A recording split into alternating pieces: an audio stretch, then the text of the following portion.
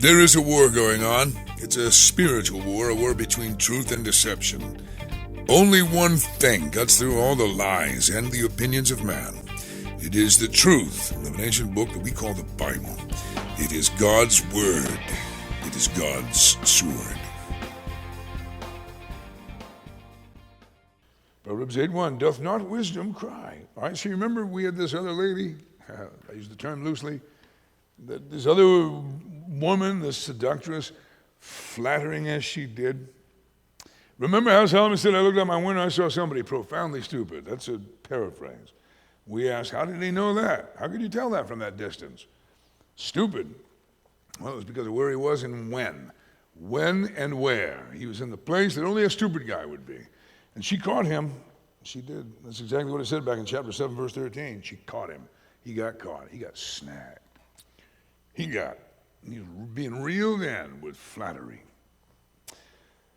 Well, there's another. I made the case to you that while, yes, we ought to warn our sons, and I think Solomon was, about the forbidden woman, that we ought to warn our daughters about the forbidden man, or some of them about the forbidden man.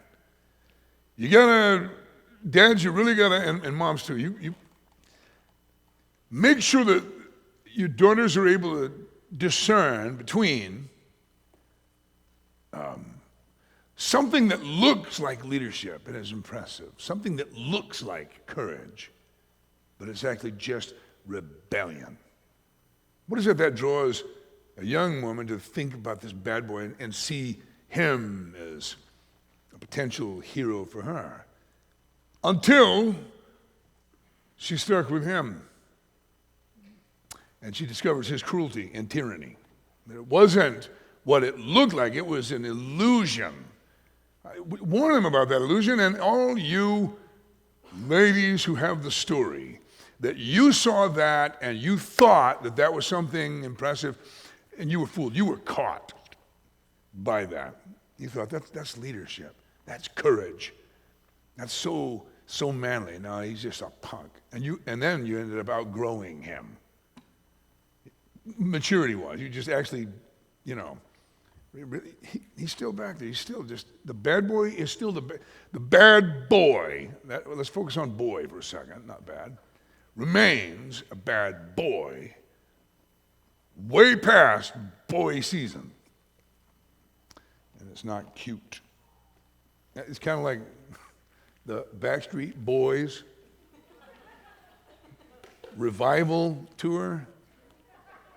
It's not cute at all. It's disturbing.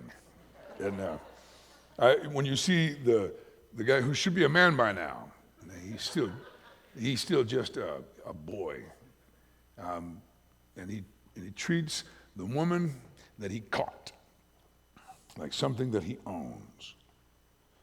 Well, while we should warn about the forbidden man, we should warn about the forbidden woman. The real forbidden woman is, again, it's a personification of something bigger, something that's after all of humanity, and that is the wisdom of this world. The flattering world system that wants to take people to hell. So if that is the case, and I believe it is, then you've got to compare her, that way of thinking, that way of looking at life, compare it with chapter 8. Here's a woman. She's the personification of the very wisdom of God. Doth not wisdom cry, and understanding put forth her voice? She standeth in the top of high places, by the way, in the places of the path. By the way, that's right, by the road, not in obscurity. You don't have to go looking for her in some Himalayan peak. You don't have to go on some crazy quest. She is right in the middle of town. She's right there on the side of the road, the highest place. And what's she doing? She's going, get your wisdom, get your wisdom here. She crieth at the gates, verse 3, at the entry of the city. That's interesting because that's where the elders would be in Israel. Solomon writes this to his son, and Solomon's son knows that. That's where you find the elders. That's where matters were settled. That's where you went to go and get wisdom, at the entry of the city, coming into the doors. And what is she doing? What is wisdom? She's like this woman, not hiding somewhere, not some back street girl.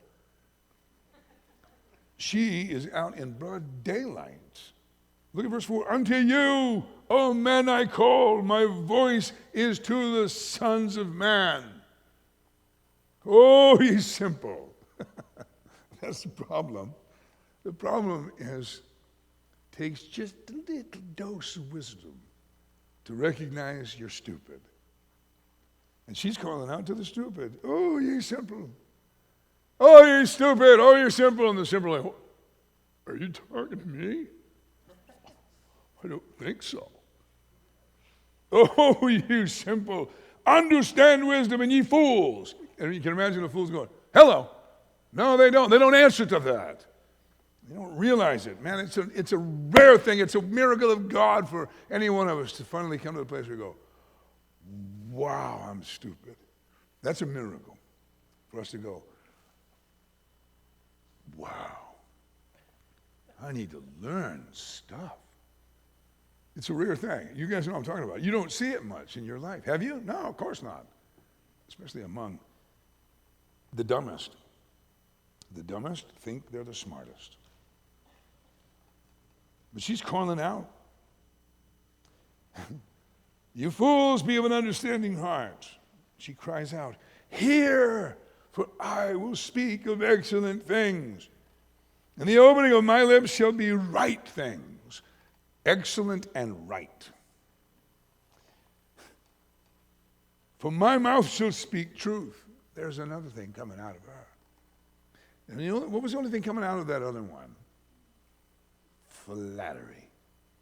Lying compliments. Flattery. You. Remember it was back here. This one, everything that comes out is excellent. It's right. I speak truth. My mouth shall speak of truth, verse 7. Wickedness is an abomination to my lips. All the words of my mouth are in righteousness. There's nothing froward. All right? Again, in your King James Version, always make froward perverted. The word froward equals in English perverted in modern vernacular, or crooked. There is nothing froward, nothing crooked or perverse in them. They're all plain to him that understandeth, and right to them that find knowledge. I was, with regard to knowledge, there's such a thing as, brace yourself for this, there's such a thing as wrong knowledge. What is often called knowledge is not knowledge. The great quotable Ronald Reagan said, it's not that our liberal friends don't know anything. Reagan said, they just happen to know so many things that are wrong. There's a video going around the World Wide Web, getting all kinds of attention. San Francisco Men's Choir singing We're Coming for Your Children. You've probably already seen it, haven't you? Coming for your children. They boast that. They're coming for your children. And that they're going to convert their children to not be your children, to not be haters. And then your children are going to change your mind. And truthfully, that is happening. That's happening in the world of education. My generation is having its mind changed by its children. That's true. It is actually happening. But in that video, among the things that they sang, is that we're going to teach them not to be afraid of knowing things, of knowledge. And they mockingly go, like information. We're going to keep things from them, like information. Let's just not allow them to pretend that they, on that side, don't censor the truth. Oh, they're scared of information. That's why Christ is unwelcome in school. That is why intelligent design, though completely scientific and intensely reasonable, is not allowed. It challenges the religion of evolution. They pretend to be all open-minded, never into censorship at all. They are the worst of all censors. But wisdom says Words are all plain to him that understandeth, and right to them that find knowledge. Receive my instruction and not silver. Knowledge rather than choice gold. In other words, this is the thing you want. This is the thing that will make you truly rich. Verse 11, for wisdom is better than rubies, and all the things that may be desired are not to be compared to it. You can't compare anything that you could attain to wisdom, because wisdom will get you everything. Wisdom is better than rubies. All things that may be desired are not to be compared to it. I, wisdom, she says, I dwell with prudence. And find out knowledge of witty inventions. Fear the Lord is to hate evil. Pride and arrogancy in the evil way, and the froward, the perverted, crooked mouth do I hate. Who hates? Wisdom hates. The fear of the Lord is to hate. No, hate is a family value. You were told wrong. If you love, everyone loves and everyone hates. Everybody that says, don't be a hater, hates. They hate haters. If you love anything, you hate everything that challenges the object of your love. You hate anything that threatens the object of your love. Love and hate go together. If you truly love, you truly hate. Everyone does already. But here, fear of the Lord is to hate evil, not think it's cute, not be, do not allow children to be numbed in the world of virtual reality, especially your sons. Watch out in the world of virtual reality, the world of simulators, that what is truly evil is portrayed as cute and harmless. Or even at earlier stages of kids, I don't know, I'm sure it came and went, come and gone, the whole silly little Pokemon, little pocket monster fad, and casting spells and manipulating a universe. And I'm just saying, it is never cute. Halloween time comes around, there's nothing cute about evil, and that's the effort to make it look cute. Fear of the Lord is to hate it, in whatever form it comes in, to actually hate it. Pride, arrogancy, and the evil way, and the froward mouth. Wisdom says, I hate those things. Wisdom says, in verse 14, counsel is mine, and sound wisdom, I am understanding, I have strength. By me kings reign, and princes decree justice. It should be a woman's voice here. Wisdom is personified here as a lady, and she says it's by me that kings reign. And princes decree justice. By me princes rule, verse 16, and nobles, even all the judges of the earth. Wisdom says, I love them that love me, and those that seek me early shall find me. How about that one? Those who seek shall find. Wisdom is that accessible. Wisdom is that easily found, that readily available. Those who seek me find, she says. Seek me early. Riches and honor are with me, yea, durable riches and righteousness. My fruit is better than gold, yea, than fine gold, and my revenue than choice silver. I lead in the way of righteousness, in the midst of the paths of judgment. See, that's the deal. Wisdom leads in the way of righteousness. It is utter foolishness that leads one in the ways of wickedness and sin. It's not wisdom. In the way of righteousness. Think about this one. In the midst of the paths of judgment, verse 21, that I may cause those that love me to inherit substance, and I will fill their treasures. The Lord possessed me in the beginning of his way, before his works of old.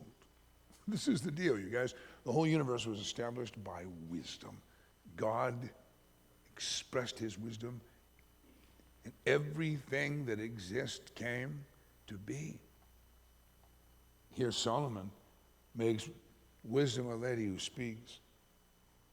The Lord possessed me in the beginning of his way, before his works of old. I was set up from everlasting, from the beginning, wherever the earth was. When there were no depths, I was brought forth. When there were no fountains abounding with water. What was before all of that? Wisdom. God's wisdom. Before the mountains were settled, before the hills, I was brought forth. Well, it says, yet he had not made the earth, nor the fields, nor the highest part of the dust of the world. When he prepared the heavens, I was there. It's really beautiful, isn't it? It's really poetic. Solomon writing to his son. There's a lady. I was there when he set a compass upon the face of the depth. Verse 28. When he established the clouds above, when he strengthened the fountains of the deep, when he gave to the sea his decree, that the water should not pass his commandment, when he appointed the foundations of the earth, then I was by him, as one brought up with him. I was daily his delight, rejoicing always before him. Wisdom was his delight. God loves wisdom. Rejoicing in the habitable parts of his earth. And my delights were the sons of men. The climax, the ultimate in God creating was creating man in his own image. Wisdom says, my delights were with the sons of men. Now therefore hearken unto me, O ye children, for blessed are they that keep my ways. Hear instruction and be wise, and refuse it not. Blessed is the man that heareth me, watching daily at my gates, waiting at the posts of my doors. Whoso findeth me findeth life, and shall obtain favor of the Lord. But he that sinneth against me wrongeth his own soul. All they that hate me love death. That's what wisdom says. Hate wisdom? You love death.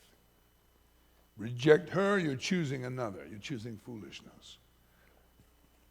Rejecting wisdom is always choosing foolishness. The foolishness will always bring destruction and chaos. Continuing, chapter 9, verse 1, wisdom hath builded her house. What a gal. She built her house and hath hewn out her 7 pillars. Did it herself. 7 pillars. She hath killed her beasts. There's a girl. There's a woman for you. She hath mingled her wine. She hath also furnished her table. What a gal. She hath sent forth her maidens. She crieth upon the highest places of the city, and she's still crying the same thing. Whoso is simple, let him turn in hither. As for him that wanteth understanding, she saith to him, come, eat of my bread, drink of the wine which I have mingled. Forsake the foolish and live. That's what she said, and she didn't sound like that either. Forsake the foolish and live, and go in the way of understanding. So, what is this woman back in chapter 7? Foolishness. It's the wisdom of the world. The one you got to look out for, who will stroke your ego to kill you. And wisdom, she won't flatter you. She's going to call you stupid. She's going to call you a fool inviting you in. She's going to go, hey, simple, come on, I got what you need. She won't flatter you. She'll hurt your feelings. She'll offend you while she's making you rich, while blessing you. So that in verse 6, forsake the foolish and live. Go in the way of understanding. I'm going to remind you again, right now at this point in our study, the secular thinking right now is all about knowledge. They harp about it. They think knowledge is the ultimate knowledge, and everybody who is not in agreement with them, they just lack information. They lack information. It's just a matter of education. We can just know who these people are who vote like that. We can educate them. If we could just get them all together and put them in camps and re-educate them. It's ignorance. That's all it is. So they think you're ignorant. They think they are wise because they have knowledge. Knowledge is not wisdom. Knowledge is not the chief thing. Knowledge is not the most important thing. No, not at all. Wisdom is. Without wisdom, knowledge is worthless. Without wisdom, you don't even know what to do with knowledge, what little you have. Wisdom is greater. Wisdom and understanding. Verse 7, some little bites of wisdom for us. He that reproveth the scorner getteth to himself shame. He that rebuketh a wicked man getteth himself a blot. Now, is that saying, don't reprove a scorner? Is it saying, don't rebuke a wicked man? No, it's just saying, don't expect it to go well. Don't expect him to thank you. You'll see more of that. The scorner, the wicked, they're not going to respond. We'll go on to see that a wise person actually receives and weighs out reproof and correction. If somebody's telling you off, a real wise person actually receives and goes, well, let me think about that for a second. Is there any truth in it at all? Can I sift through it and find me a little nugget? Is there even a nugget that I can say, all right, I'll give you this much? Or are you too prideful to do that? And you just go, oh, get out of my face. Don't you patronize me. Who do you I'm going to tell you a few things wrong with you. That's what the fool does. The fool, so again, reprove a scorner. It's going to be, it'll produce shame and rebuke a wicked man. And he'll get a blot, but it's not like he's going to be better for it. Shame, a blot. But verse 8 says, reprove not a scorner lest he hate thee. Rebuke a wise man and he'll love thee. So if you rebuke a scorner, he's going to be mad at you about it, deeply offended. He'll hate you. You rebuke a wise man. He may not like it. He may not like nobody likes it. But ultimately he'll go, all right, you know what? Thank you. Thank you. You've done me good. He will actually, that's one of the ways you know. One of the ways you can tell, are you the scorner or are you the wise man? How do you act when somebody tells you something wrong with you? That's one of the very revealing things. If you go, well, I never. If you find yourself going, oh, yeah? Well, at least I'm not. And surely you got something on them, right? Yeah, well, at least I'm not a Pharisee, man. Heard that one a lot. Live in a dorm with men. In a dorm where men are trying to get spiritual. Somebody rebukes someone else. And you can tell right away. Is that a fool that he just rebuked? Or is that a wise man? By his response to the rebuke. Always. Remember that one, fellas, while you're in this situation. Before you go get married or return to your wife. How about in that relationship?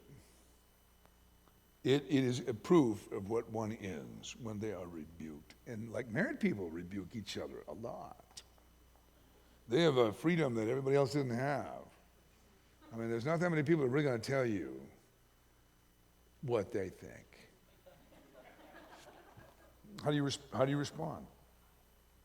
Because here in verse 9, he says, likewise, give instruction to a wise man, he'll be yet wiser. Teach a just man, he'll increase in learning. Verse 10 says, the fear of the Lord is the beginning of wisdom. That's your starting point. That there is a God, and he is to be feared and reverenced and respected. That's your starting point. That's the beginning of wisdom. Why is that the beginning of wisdom?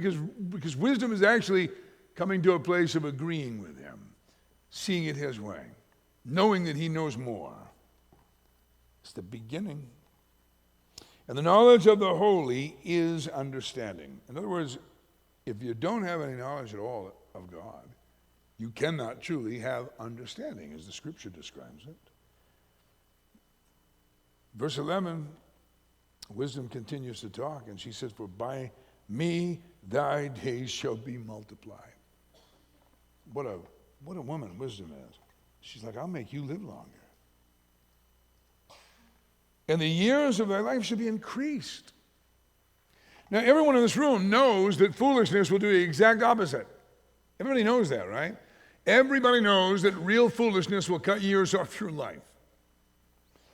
An aggressive disagreement with God, whereby someone just goes about living willfully their own way in defiance of God, every one of those choices will take their toll. Something that when I was still in high school was not only was it legal to say, back then, our teachers were expected legally to inform students in a health class that a homosexual lifestyle will in fact take 20 years on average off your longevity. That number did not change, but you know what did change? Not only are you now not obligated to speak that truth in our school system, you are now forbidden to speak that truth. It's against the law. Doesn't mean it ain't true. That was something that I've spoken many times about my middle school science teacher, who also taught health, Lauren Zeesense, who stood right here with me the day I presented a little infant, Benjamin Lawrence Graves. And that Lawrence was to honor that man. Stood up here with me that day. His career in education was short-lived because he came into education after they kicked God out of school, and he watched this happen. He watched it happened while he was a teacher. None of the information changed. None of the statistics changed, but you are no longer allowed to make those statistics known. Well, unless it's cigarette smoking. Okay, they're obsessed on that one. They'll tell you, if you smoke cigarettes, it's incredibly unwise. You're going to take years off your life. Your longevity is going to be shortened. There are a number of things that you can do that are truly foolish. They're against the design of God. Against God's design, it's going to take its toll and catch up with you, right? Heavy drinking, drunkenness, you're wiping out all kinds of blood cells, brain cells, you're wiping brain cells out who among us can afford to lose any?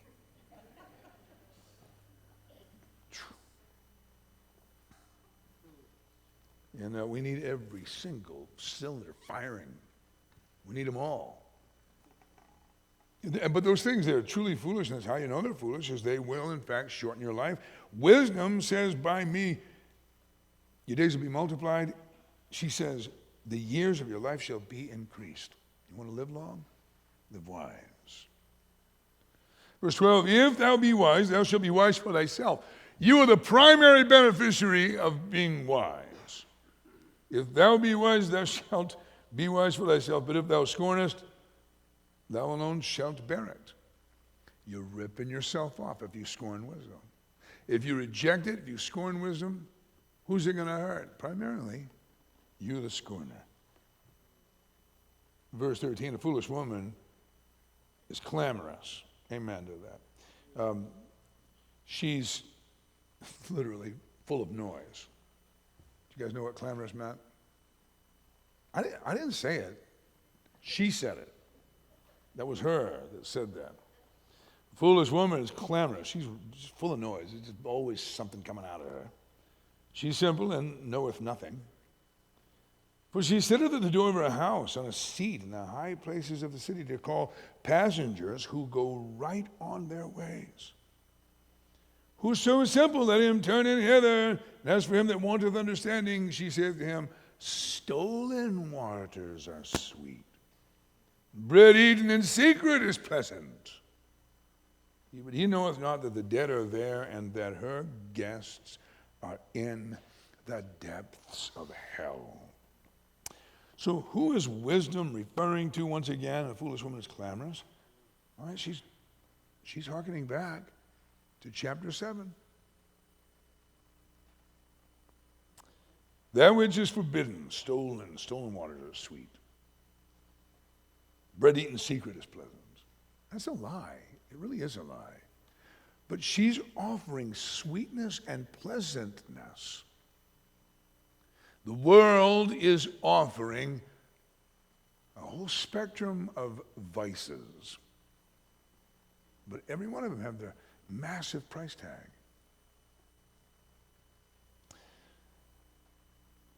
He, the really stupid, it's funny, isn't it, that both of these women are calling out to the simple? Both of them. Chapter 10, verse 1. These are the Proverbs of Solomon. This is where he starts with them. After that big old, 9-chapter introduction. He goes, all right, let me give you little increments of wisdom. Here's your first one. A wise son maketh a glad father, but a foolish son is the heaviness of his mother. Well, let's talk about a glad father, a proud glad father. There's an implication here that moms can be a little more gracious and find some way to be proud. It's harder to make your father proud. But a wise son, he'll make a glad father. But the foolish son is heaviness even to his mother, even to your mom. Who's way more gracious. She's experiencing the heaviness. Verse 2 says, treasures of wickedness profit nothing, but righteousness delivereth from death. There's no real profit in the treasures that you gain by crime. Righteousness, it'll save your life. It's that kind of precious thing. Verse 3, the Lord will not suffer the soul of the righteous to famish, but he casteth away the substance of the wicked. God's going to be there. The soul of the righteous, he will not allow you to famish. He's going to meet your need, but the substance of the wicked, he casteth it away. It's almost like the wicked are the agent of the judgment of God on themselves by just scattering all their substance. Verse 4 says, he becometh poor that dealeth with a slack hand, but the hand of the diligent maketh rich. Isn't that profound wisdom? The slack, non-diligent, they produce poverty. But the diligent, the hand of the diligent, being consistent, staying at it, well, that'll produce wealth.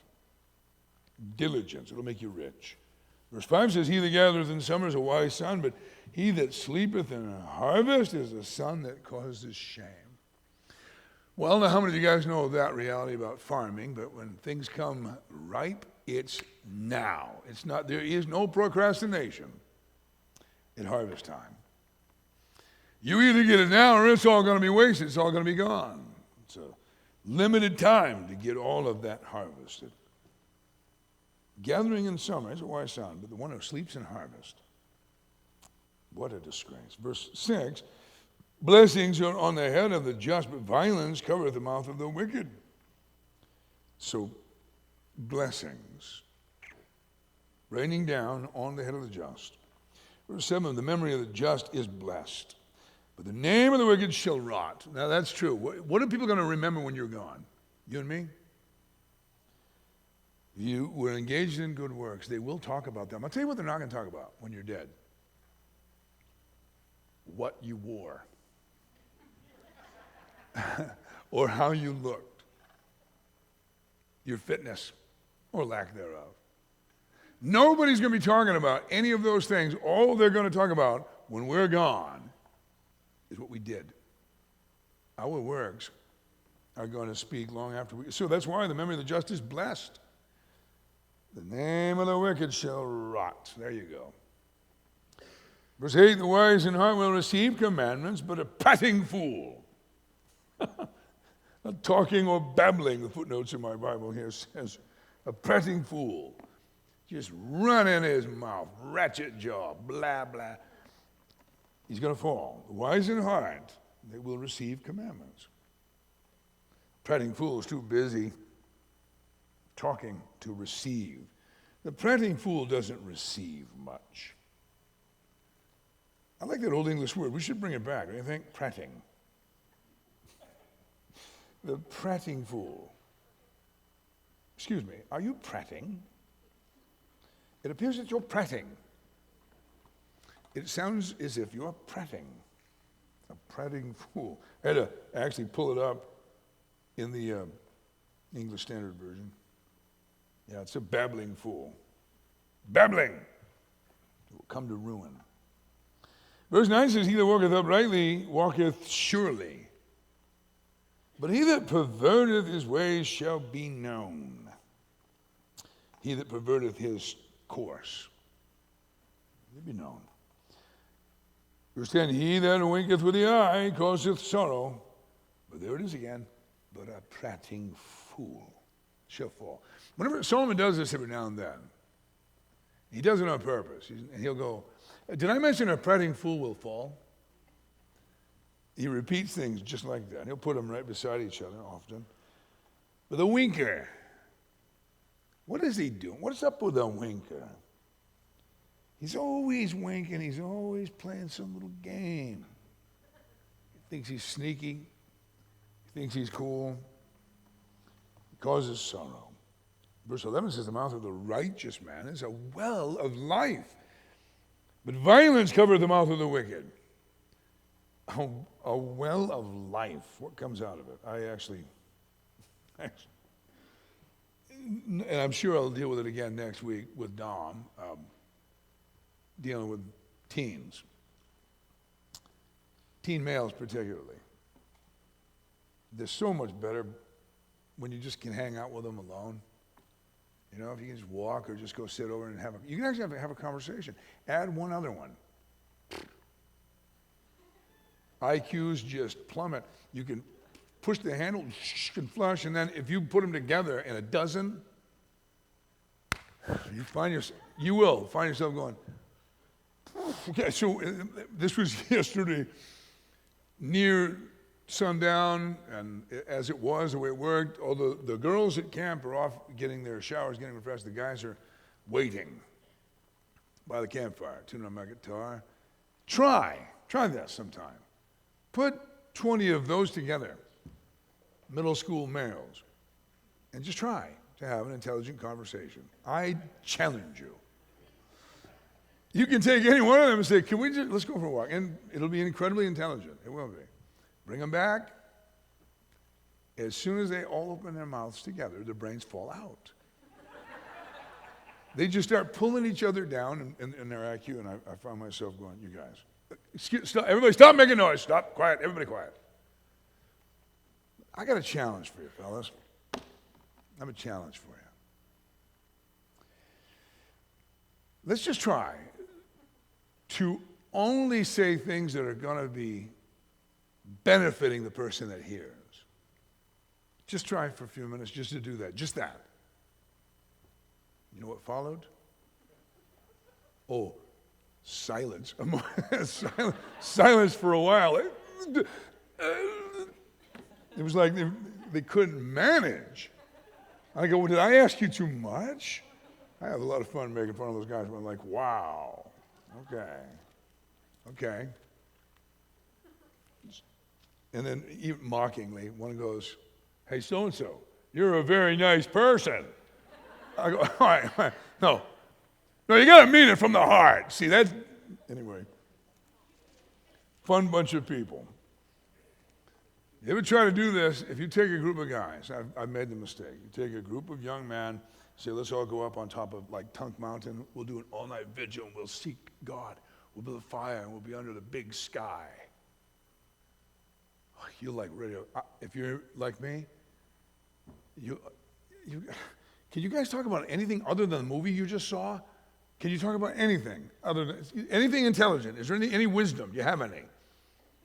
And I'm telling you, the conversation just continually gravitates to, yeah, I remember that one movie with Jim Carrey. Oh, Jim Carrey comes up, forget it, right? And once there was this guy, and that's how, honestly, that's just the conversation with all young men together. Good heavens. And you find that the mouth of a righteous man is a well of life. What does a well do, guys? It produces what everybody needs. Violence covereth the mouth. Verse 12, hatred stirreth up strifes, but love covereth all sins. Right? What does hate do? It stirs up. What does love do? Love covers. We should remember that love covers. Love doesn't readily expose somebody, get out there and show everybody, you're stupid. No, love covers. Love actually expresses itself by covering another. Remember Noah's 3 sons? Huh? You remember? That one never got covered in Sunday school. We got the Noah's Ark on the flannel graph. We never got the Noah tent on the flannel graph. Nor should we, with a 600-year-old Noah. Naked, drinking. But he had one son that wanted to expose. Go look at Mr. Righteous. Go look at Mr. Holy. And the other 2 wouldn't look. They grabbed a garment and they did themselves a favor. And they backed up and they honored their father. And he knew it, right? But that's what love does. Love covers. Verse 13 says, in the lips of him that hath understanding wisdom is found. But a rod is for the back of him that is void of understanding. Okay, guys, we don't use rods anymore. We've gotten way cool. We should. We quit caning people. We need to bring listen, we do something crueler in the name of being humane. Instead of a good public beating, and I believe in it, I really do. I believe in due process before the public beating, but a public beating in early America, that got the issue dealt with, got the guy back to work. Instead of locking him up away from everybody that he loves and taking time and then putting him with all the other really stupid thinkers in crime school, in incarceration. But that's what when you see the rod, that is public caning. That was the beating. That was the elders of town are going to take action. A wrong's been done. Someone needs to be punished. We're just going to beat him. Sounds awful, doesn't it? It just sounds so cruel. No, what is cruel is what we now do in the name of being humane. It's awful, the things that happen in jail. Everybody who's ever been in jail can testify. That is crueler than any public beating could have been. Just just beat them. Beat them, make them do restitution, get them back to work. Anyway. So the rod, what's the rod for? Well, that's for the back of the one that is void of understanding. Wise men lay up knowledge. They actually lay it up. They collect it and they store it. But the mouth of the foolish is near destruction. It's always right near total disaster. The mouth is. The rich man's wealth is his strong city. The destruction of the poor is their poverty. It's a terrible reality.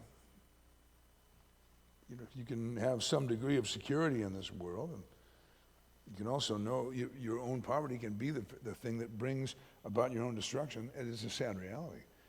But the labor of the righteous tendeth to life, but the fruit of the wicked, the labor of the righteous tendeth to life, the fruit of the wicked to sin. That's what it leads to. Labor versus fruit. He that is in the way of life, I'm going to do it again. He is in the way of life that keepeth instruction. But he that refuseth reproof erreth.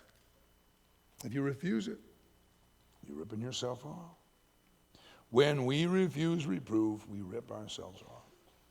You see that verb, actually keep instruction or obey instructions? Verse 18, he that hideth hatred with lying lips, and he that uttereth a slander is a fool. How about that one? That's not quoted much in church anymore. But a person that utters a slander is a fool. Slandering. Now, you guys know what slander is. That's a foolish thing for a person to do. Verse 19, in the multitude of words, there wanteth not sin. In other words, the more words, the more likely sin is going to actually be expressed. But he that refraineth his lips is wise. It's a wise person that actually refrains his lips. Can you imagine a dog on a leash or a horse with reins? Whoa, whoa, whoa, whoa. A wise person does that with his own lips. Puts reins on. Whoa, down. Don't be saying that. Yeah. Verse 20, the tongue of the just is his choice silver. The heart of the wicked is of little worth. Of little worth, even the heart. The lips of the righteous feed many, but fools die for want of wisdom. How about that? The lips of the righteous feed. The blessing of the Lord, it maketh rich, and addeth no sorrow with it. Real riches is defined by God. Verse 23, it's a sport to a fool to do mischief. Hey, all of us guys know that, right, fellas? It's a sport. It's total sport, and we know some guys who've gone pro. It's a sport to do mischief. But a man of understanding hath wisdom. Do you remember when, I don't know if you guys went through that stage. I talked about men having a tendency to bring each other's IQs down, especially young men, adolescent males, doing the dumbest things with shopping carts and hills. You know what I'm talking about. And there's always that one guy that seems to be the stunt man. And then the total wreckage they think is funny. The guy goes through a chain link fence like a cheese grater, right? And everybody just laughs their heads off. This is the deal. It's a sport to a fool to do mischief. In verse 24, the fear of the wicked, and shall come upon him. The thing that the wicked man fears, it'll catch up, it'll come upon him. But the desire of the righteous shall be granted. As the whirlwind passeth, so is the wicked no more. You guys have seen that, surely. Little dust devil in the parking lot. And you go, where'd that go? It's only there briefly. As the whirlwind passeth, so is the wicked no more. But the righteous is an everlasting foundation. Verse 26 is a tough one in the King James Version. As vinegar to the teeth,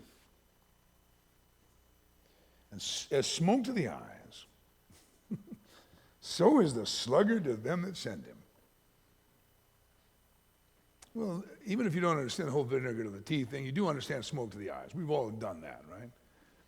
Maybe you haven't had a swig of vinegar and just did that, but you've all been near the fire, the wind changed direction, and your eyes burn and you can't see. It's annoying, isn't it? Really annoying. That's what a sluggard is. A sluggard. To him that send him. Trying to get him to do something, right? Verse 27, the fear of the Lord prolongeth days, but the years of the wicked shall be shortened. The hope of the righteous shall be gladness, but the expectation of the wicked shall perish. All the things that they hope for and expect.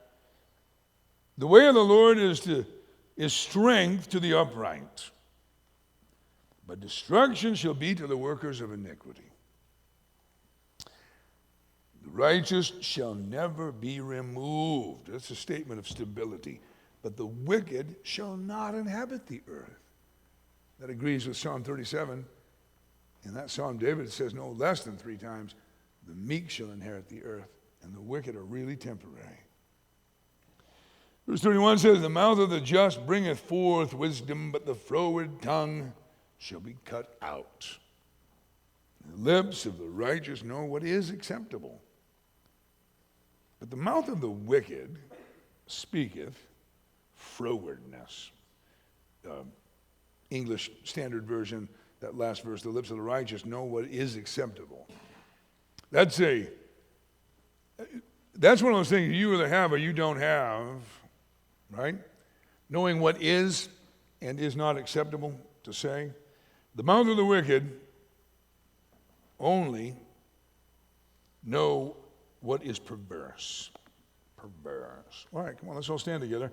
We just did Proverbs 8, 9, and 10. Reading through, getting the sense. I don't know about you, I really do. I think I'm a little smarter already, just from the review. Hey, thanks for listening. We pray that the Word of God will speak to your heart as you meditate on it. If we can help you grow, or if you have any questions, you can visit us at our website at ccbangor.org. Give us a phone call at area code 207-991-9555, or you can shoot us an email at office@ccbangor.org. I'm Jessica Graves Fleming, and on behalf of my dad and Calvary Chapel Central, Maine, we wish you grace and peace.